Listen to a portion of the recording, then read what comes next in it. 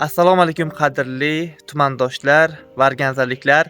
Biz hozir Varganza mahallasini Xo'ja Dushanbe qishlog'idamiz. Bizga murojaat kelib tushdi. Bir qishloqdoshimiz 4 yildan beri buyrak qurish xastaligi bilan og'rimoqda. Holatni o'rganish uchun ularni uyiga tashrif buyurdik.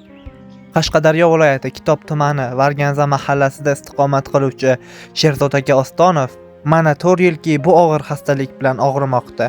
Har hafta uzluksiz qilinayotgan muolajalar va ketayotgan dori-ukollar besamar bo'lmoqda. Yagona davo chorasi hozirda buyrak ko'chirish operatsiyasi bo'lmoqda. Barchamizga ma'lumki, bu muolaja katta mablag' talab qiladi. O'z umrining eng yaxshi pallalarini bemorlikda o'tkazayotgan Sherzod aka va ularning oilalari siz aziz saxovatpesha insonlardan yordam so'raydilar. Har kun davlasi chiqadi. Hindistonga olib borish kerak, buni davolash kerak, operatsiya qilish kerak. O yordam so'radik va odamlar yordam berdi, oz yetmayapti o'sha pullar. Kasal emas, kasalni boqqan kasal deydilar.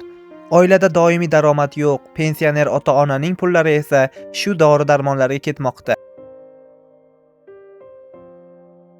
Bu jiyanimiz 4 yildan beri shu buyrak kasalligi bilan kasallikka ilingan. Buning hozirga mana Hindistonga davolanish uchun hujjatlarni berib yuborilgandi. Hujjatga ko'p katta mablag' so'rayapti. Xalqqa murojaat qilganimizda xalqdan katta yig'ilgan mablag' yetishmayapti. Hozir salomatligi kundan kunga og'irlashyapti. Shundan iltimos qilamizki, ayrimta mana nimalar homiylik qilsa-da shu balani salomatligi uchun borib Hindistonga iloji boricha tezroq shuni davolatib kelishga harakat qilsakmi deyman. Xalqning pulida baraka bor deydilar. Imkoningiz bo'lsa 1000 so'mdan bo'lsa ham yordam qilishingizni, hech bo'lmaganda Allohdan shifo so'rab Sherzod akani duo qilishingizni so'rab qolamiz.